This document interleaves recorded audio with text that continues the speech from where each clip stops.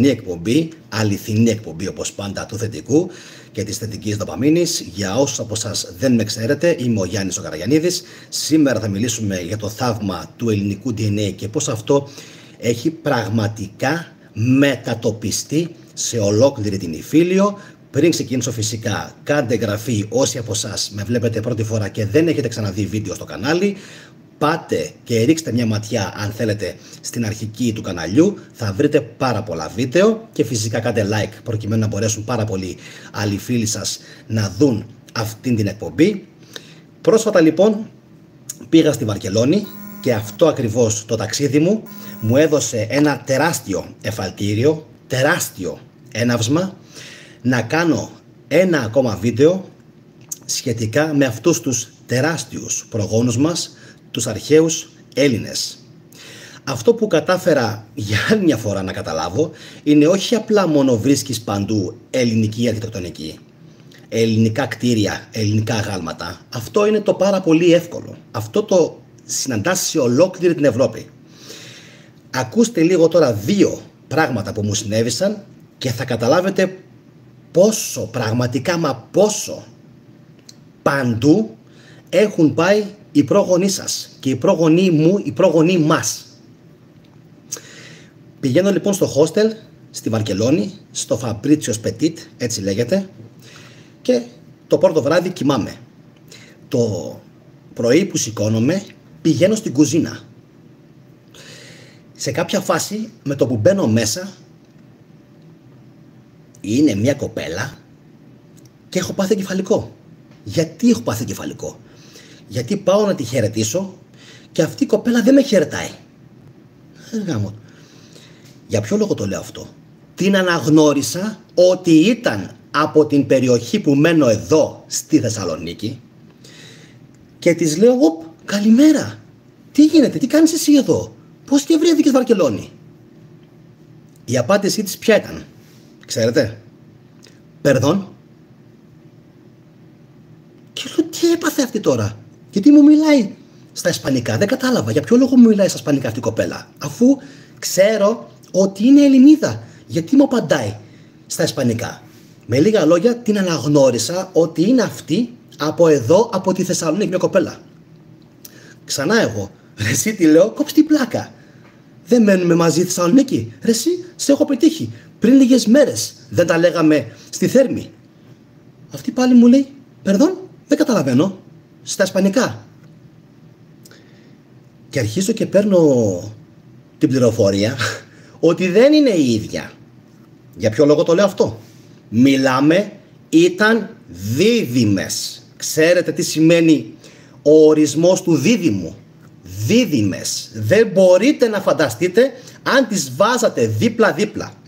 Μαλλί, μάτια, πρόσωπο, σώμα, ανάστημα, ήταν ολόιδιες. Λέω κάτι δεν πάει καλά. Κάτι δεν πάει καλά. Δηλαδή παθαίνω το μεγαλύτερο σοκ της ζωής μου και λέω αυτό δεν γίνεται ρε φίλε. Τι λέω, από πού είσαι και τι μου λέει? Και εκεί αρχίζω και καταλαβαίνω ότι όντως οι πρόγονοί μας πρέπει να είχαν ταξιδέψει σε πάρα πολλά μέρη του πλανήτη. Κάτι το οποίο αποκρύπτεται συνεχώς και από την επίσημη ιστορία και από τα μύτια και από το λεγόμενο Υπουργείο Παιδείας που έχουμε δυστυχώς εδώ σε αυτήν τη χώρα. Διότι αυτή η κοπέλα, αγαπητέ μου τηλεθεατή, ξέρεις από πού ήταν? Ούτε από την Ιταλία ήταν, ούτε από την Ισπανία ήταν, ούτε από κάπου εδώ κοντά στη Μεσόγειο ήταν. Η καταγωγή της ήταν από τη Βραζιλία. Και παθαίνω το σοκ της ζωής μου. Λέω αυτό δεν γίνεται ρε φίλε. Ποια Βραζιλία? Ποια Βραζιλία? Μου λέει φυσικά ότι οι πρόγονοί της κάποια στιγμή, οι παππούδες της είχαν φύγει από την Ιταλία και είχαν μεταναστεύσει στη Βραζιλία, αλλά μιλάμε για γενιές επί γενεών, τουλάχιστον 2-3 γενιές πίσω, και της εξηγώ και της λέω, κοπέλα μου, εσύ έχεις στην Ελλάδα εδώ μία δίδυμη αδερφή. Δεν μπορώ να στο πω και δεν μπορώ να σας πείσω και εσάς αν δεν δείτε την μία δίπλα στην άλλη. Ολόιδιες. Αφού πήγα το πρωί και δηλαδή Μπαίνω μέσα στην κουζίνα και κάνω αυτό ακριβώς. Οπ, τι κάνεις εσύ εδώ? Απίστευτο. Έτσι ακριβώς. Οπ, τι κάνεις εσύ εδώ? Και εσύ εδώ? Και λέει αυτή, περδόν. Και έχω μείνει εγώ έτσι. Ωρε φίλε, λέω, δεν είναι αυτή. Απίστευτο. Έμεινα άναυδος. Περίπτωση νούμερο 1. Περίπτωση νούμερο 2. Ήταν ένας πατέρας με 3 παιδιά. Ο πατέρας αυτός είχε πάρει, και μπράβο του, τα 3 του τα παιδιά προς τιμήν του και τα είχε πάρει από την Αργεντινή, τα έφερε στην Ευρώπη για να κάνουν μαζί ένα tour. Καλησπέρα όσους παιδιά έχετε μπει και στο live chat. Μην ξεχάσετε να κάνετε εγγραφή όσοι από εσάς με βλέπετε πρώτη φορά. Πάμε λοιπόν να συνεχίσω τώρα. Ο πατέρας αυτός με τα 3 τα αγόρια έκανε tour όλη την Ευρώπη. Βαρκελόνη, Μαδρίτη, Ρώμη, Λονδίνο, πού δεν πήγε? Πήγε σχεδόν σε όλα τα μέρη. Μιλήσαμε γιατί ξέρω λίγα ισπανικά και ξέρω και μερικά αγγλικά. Ο γιος του ο ένας, για ποιο λόγο τον ανεβάζω αυτόν τον άνθρωπο τόσο πολύ? Η γυναίκα του είχε πεθάνει από καρκίνο. Και αυτός ο άνθρωπος πήρε τα παιδιά του, τα 3, από την Αργεντινή και τα έφερε στην Ευρώπη. Και του λέω, μπράβο σου, συγχαρητήρια, είσαι απίστευτος, στρατιωτικός οδοντίατρος, μπράβο σου, συγχαρητήρια που τα παιδιά σου τα έφερες μέχρι την Ευρώπη και μπράβο σου που μαζί τους έκανες αυτό το τεράστιο ταξίδι. Και του λέω, ξέχασες όμως να κάνεις κάτι. Με κοιτάει, μου λέει, τι ξέχασα να κάνω? Ξέχασες να έρθεις στην γενέτειρα από την οποία κατάγεστε όλοι σας. Ο ένας του ο γιος ήτανε καστανόξανθος και ήταν λες και έβλεπες σημερινό Μακεδόνα.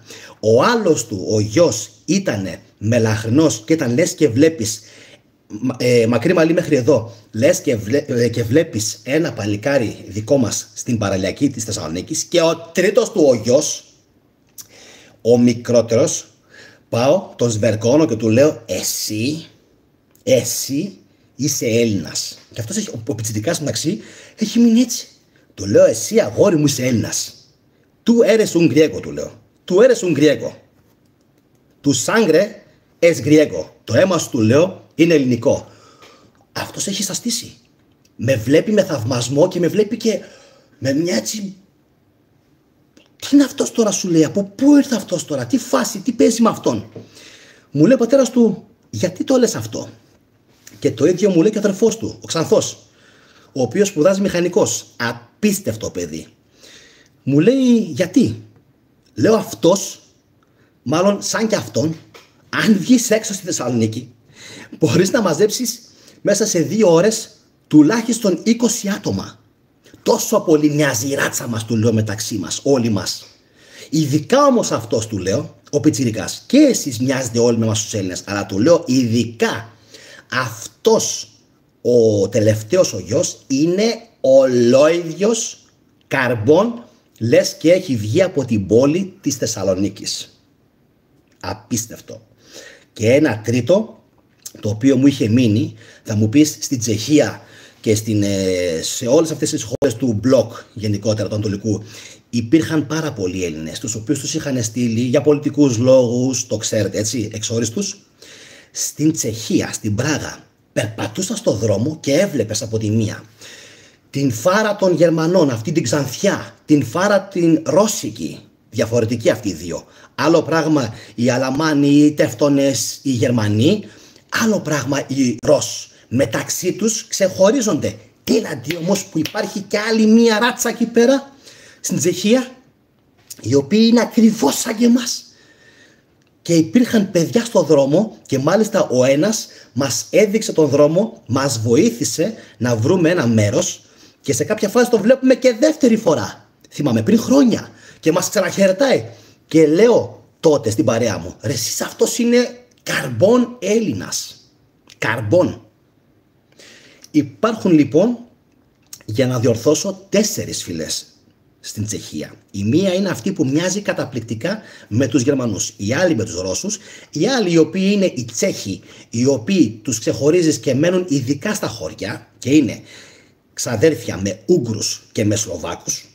που έχουν και πολύ όμορφες γυναίκες. Το ξέρετε αυτό, έτσι. Αυτές οι φυλές οι τρεις ξεχωρίζουν επειδή μεταξύ τους μοιάζουν πάρα πολύ και είναι και πολύ όμορφοι και οι άντρες και οι γυναίκες τους όμως. Κυρίως οι γυναίκες τους. Αυτό το ξέρουν κυρίως οι Έλληνες που έχουν ταξιδέψει εκεί. Λοιπόν, και υπάρχει και μία τέταρτη υποδιέρεση που τους βλέπεις. Είτε πας στην Πολωνία, είτε πας στην Τσεχία, είτε πας στην Ουγγαρία, η οποία λες, ρε εσύ, αυτοί μοιάζουν οι ίδιοι με εμάς. Εννοείται. Αφού το ελληνικό το DNA έχει διασκορπιστεί σε όλα τα μήκη και τα πλάτη της γης. Έτσι είναι. Αλλά θα μου πεις Αργεντινή, θα μου πεις Βραζιλία, άντε λες Τσεχία, αυτές όλες οι χώρες, Ρουμανία, είναι εδώ κοντά. Έτσι. Οι Σαρακατσάνοι και οι Βλάχοι το ξέρουμε αυτό, ανεβοκατεβαίνανε. Αλλά Βραζιλία πώς? Μέσω της Πορτογαλίας. Και πάρα πολλοί είναι αυτοί που αγνοούν το γεγονός ότι και με τους Πορτογάλους έχουμε πάρα πολύ στενή συγγένεια DNA και αίματος. Απόδειξη.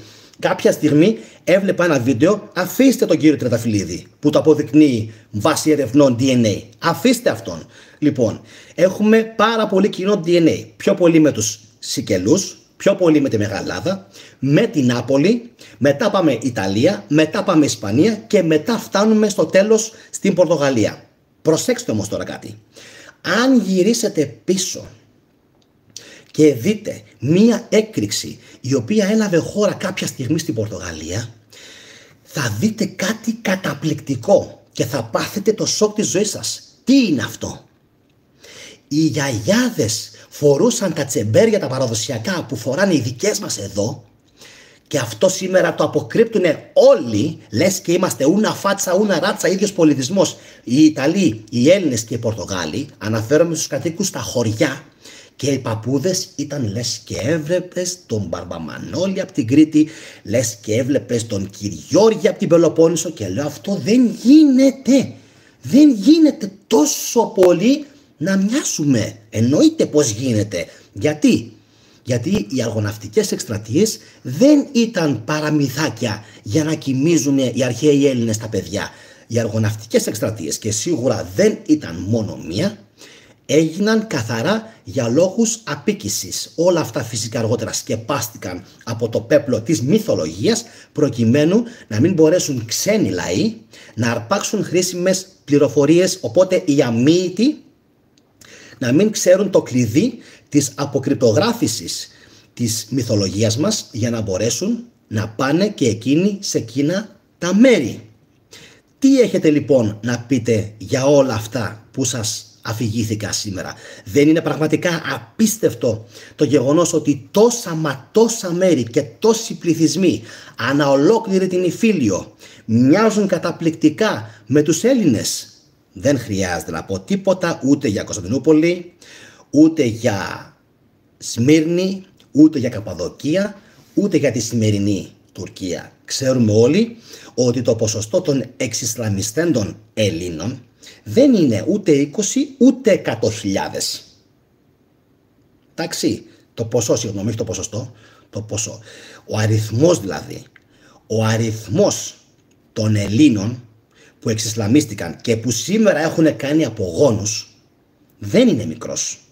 Δεν θέλω να ξεφύγω σε νούμερα του τύπου 15-20 εκατομμύρια, όπως έχουν κάνει παλιά διάφορες τηλεπερσόνες, αλλά με κριτήρια αυστηρά λαογραφικά, εμφάνισης και φυσικά επιτόπου αυτοψίας που έχουν κάνει πολλοί φίλοι μου και έχουν πάει εκεί και έχουν μιλήσει εκεί, ένα πολύ μεγάλο ποσοστό των κατοίκων είναι ελληνικής καταγωγής. Πόσο της 100? Μπορεί να είναι και στα παράλια, όχι μέσα στα βάθη, γι' αυτό και δεν λέω 15-20 εκατομμύρια, αλλά στα παράλια ένα 25 με 30% είναι ελληνικής καταγωγής. Και Κρητικοί είναι, και νησιώτες είναι, και Πόντιους έχουν πάρα πολλούς, και Μικρασιάτες εννοείται πάρα πολλούς, και Καραμανλίδες έχουν, και ένα σωρό άλλες ράτσες θρακοφρυγικές οι οποίες τώρα έχουν χαθεί.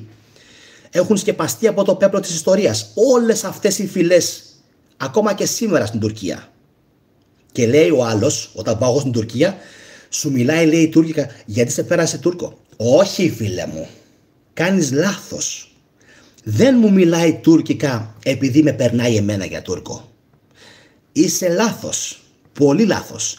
Με περνάει για Τούρκο επειδή έχει συνηθίσει να βλέπει τέτοιες ελληνικές φάτσες στην Τουρκία και νομίζει ότι αυτοί όλοι είναι Τούρκοι. Νομίζει.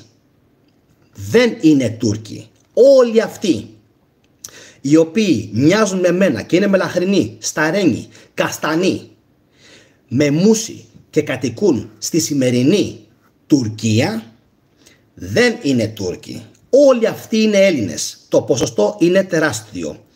2 παραδείγματα. Το πρώτο, Ρετζέπ Ταγίπ Ερντογάν. Το έχω πει, ο πατέρας του μοιάζει καταπληκτικά με Άριο Έλληνα. Καταπληκτικά. Έχω αφιερώσει ένα ολόκληρο βίντεο 38 περίπου λεπτών μόνο στον Ρετζέπ Ταγίπ Ερντογάν και τον πατέρα του. Λοιπόν, τι του είχε πει όμως ο παππούς του? Μη μιλάς αγόρι μου, όταν θα μας ρωτήσει ο Θεός τι είμαστε, θα πούμε είμαστε μουσουλμάνοι. Γιατί όμως? Γιατί εκείνη την εποχή τους Πόντιους από την Ποταμιά και την Πάφρα και άλλες περιοχές τους παίρναν το κεφάλι και είναι λογικό ο παππούς του να του έλεγε σε παρακαλώ πολύ Ρετζέπ, δεν θα λες σε κανέναν ότι έχουμε ποντιακή ή ποντιογεωργιανική καταγωγή. Απαγορεύεται. Θα λες σε όλους ότι είμαστε μουσουλμάνοι και άρα μουσουλμάνος σημαίνει Τούρκος. Τόσο απλά είναι τα πράγματα. Ειδικά για εκείνη την εποχή που πραγματικά υπήρχε έξαρση και Ισλαμισμού αλλά και, προσέξτε, και από την πλευρά των χριστιανών υπήρχε έντονη μυσαλλοδοξία προς τους Τούρκους. Αδίκως? Όχι. Άλλο παράδειγμα, ο Εκίν Ουζούνλαρ. Ποιος ξέρει από εσάς τον Εκίν Ουζούνλαρ? Είναι ένας από τους κορυφαίους μουσικούς αυτήν την εποχή στην Τουρκία. Ήμουν από τους πρώτους, ίσως και ο πρώτος που έκανα γνωστό στο ελληνικό κοινό, γιατί είχε μαύρα μεσανύχτα, ποιος είναι ο Εκίν Ουζούνλαρ. Έχει βγάλει τραγούδια με λύρα ποντιακή, με κεμετζέ, και έχει τρελάνει τα πλήθη της Τουρκίας. Κι όμως κανείς δεν ξέρει ότι ο Εκίν είναι ποντιακής καταγωγής. Απόδειξη? Αν τον Εκίν Ουζούνλαρ τον βάλετε δίπλα στον μικρό μου τον αδερφό, είναι σαν δίδυμοι. Θέλετε και ακόμα μια σατανική σύμπτωση? Οι παππούδες μου και οι προπαππούδες μου παίζανε και αυτή η λύρα πάλι στον πόντο, πάλι στην τραπεζούντα, από όπου όλος τυχαίως κατάγεται και ο Εκίν Ουζούνλαρ. Θα μπορούσαμε δηλαδή να έχουμε μέχρι και μακρινή συγγένεια με τον Εκίν. Πόσο απίστευτο λοιπόν είναι αυτό, ότι ο Εκίν και ο αδερφός μου, αν τους βάλεις δίπλα-δίπλα, είναι σαν μια σταγόνα νερό. Τόσο ίδιοι.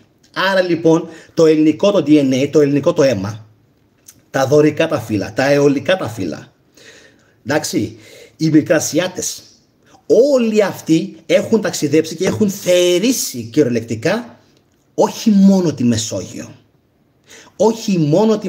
όχι μόνο την Ευρώπη. Κυριολεκτικά μπορούμε να πούμε ότι είμαστε παντού, με εξαίρεση κάποιες ασιατικές χώρες, Καμπότζη, Φιλιππίνες, Κίνα, και στην Κίνα υπάρχει επαρχία Γιουνάν, έτσι. Λοιπόν, κυρίως όμως Ταϊλάνδη, Νότιο-Ανατολική Ασία, Ιαπωνία και Χερσόνησος εκεί με την Κορέα. Αυτές είναι οι χώρες. Όλες οι υπόλοιπες οι χώρες, θες Καναδά, θες Νότια Αμερική, θες Νέα Ζηλανδία, θες Αυστραλία, θες Ηνωμένες Πολιτείες, εννοείται ολόκληρη η Ευρωπαϊκή Ένωση και όλα τα παράλια της Βόρειας Αφρικής, όλοι αυτοί οι πληθυσμοί έχουν μέσα τους πάρα πολύ ελληνικό αίμα. Και αυτός είναι και ο λόγος που η Ευρωπαϊκή Ένωση σήμερα κρατάει και αντέχει. Γιατί οι Έλληνες δεν πότισαν απλά με DNA αυτόν τον χώρο. Δεν είναι το αίμα μας ένα ψεύτικο νεκρό πράγμα. Για ποιο λόγο δεν μπορεί η επιστήμη να ξαναφτιάξει αίμα? Γιατί το αίμα δεν γίνεται νερό. Ουσιαστικά λοιπόν αυτό τι σημαίνει? Ότι το DNA κουβαλάει πληροφορίες, μεταφέρει πληροφορίες. Γι' αυτό και λέω στο κοινό της θετικής δοπαμίνης ότι αν οι Έλληνες θέλουν ξανά να γίνουν όπως οι παππούδες τους και οι προπαππούδες τους, ισχυροί και δυνατοί, θα πρέπει να μορφωθούμε, θα πρέπει να ξέρουμε πολύ καλά την ελληνική γλώσσα και θα πρέπει να ασκούμαστε, να γυμναζόμαστε και να φιλοσοφούμε. Τότε και μόνο τότε θα μπορέσουμε να ιδρύσουμε κάτι, προσέξτε, κάτι σαν την πλατωνική πολιτεία. Δεν λέω το ίδιο, λέω κάτι σαν την λεγόμενη πλατωνική ιδανική πολιτεία. Μέχρι τότε φυσικά έχουμε πάρα πολύ δρόμο, έχουμε πάρα πολύ δουλειά. Αυτό όμως δεν σημαίνει ότι θα πρέπει οι Έλληνες να παρατήσουν τα όπλα. Αυτά από μένα. Εγγραφή όσοι με βλέπετε πρώτη φορά. Είμαι ο Γιάννης ο Καραγιαννίδης. Κάντε like αν το βίντεο σας άρεσε. Ο αλγόριθμος είναι σκληρός. Από εσάς θα παίξει ρόλο αν το βίντεο αυτό το δουν και άλλοι άνθρωποι. Κοινοποιήστε ελεύθερα όπου θέλετε και όπως πάντα ρίξτε μια ματιά στα βίντεο του καναλιού μου. Αυτά από μένα. Τα σέβη μου σε όλους. Σας εύχομαι όλους ένα όμορφο βράδυ. Καληνύχτα. Γεια σας.